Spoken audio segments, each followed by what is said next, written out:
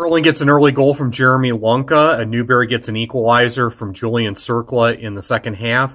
And that's where it winds up at the final whistle as the Hornets and Black Knights battle to a 1-1 draw on Monday afternoon in non-conference play as these sides meet for the first time since 2013. I want to start with Newbury. I think this was an excellent result for them.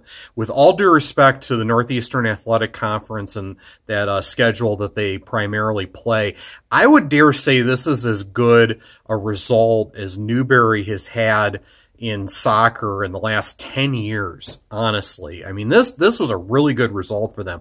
Kirtland came into this match 8-1-2. I thought they maybe deserved some run in the D3 state coaches poll. Their lone loss was to Independence 2-0. I mean, if you're hanging within 2-0 of the Blue Devils, you're doing something right.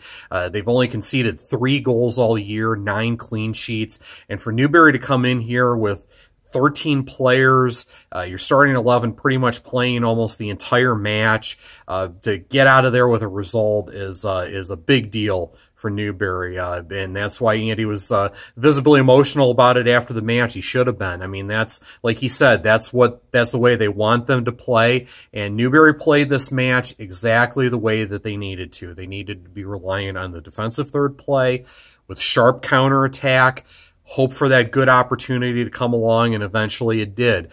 Julian Cirkla was able to get a touch on the left side of the offensive third, and with the defensive third positioning kind of, not quite right there for the Hornets, Julian did exactly what he needed to do. He was patient. A lot of times in that instance, when you see an open net, you want to shoot right on it, but he settled his touch, collected his touch, and then shot. Smart strike there by the senior as he scores his 99th career goal to make it a 1-1 match. And like I said, the Black Knights were strong in the back. They had to put in a work rate because Kirtland was possessing like crazy in this match.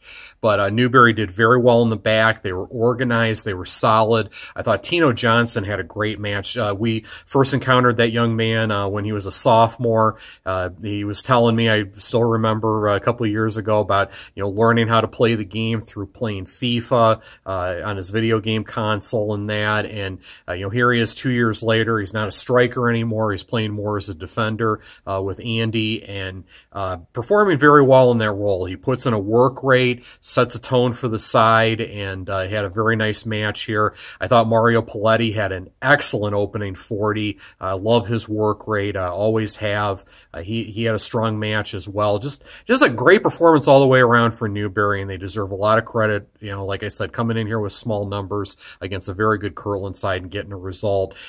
This is, I don't think it's just the immediacy of the moment. I think this really is the best match result they've had in a long, long time, and they should be very happy about that. With Kirtland, all right, here's the thing. The possession was great. I have no problem with the possession. I have no problem with the ball winning.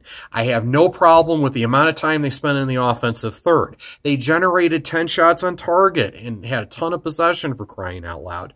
My issue in this match was the off-ball runs and the eventual service to try to spring runs was just so unimaginative. And I get it. They've graduated some dudes in recent years.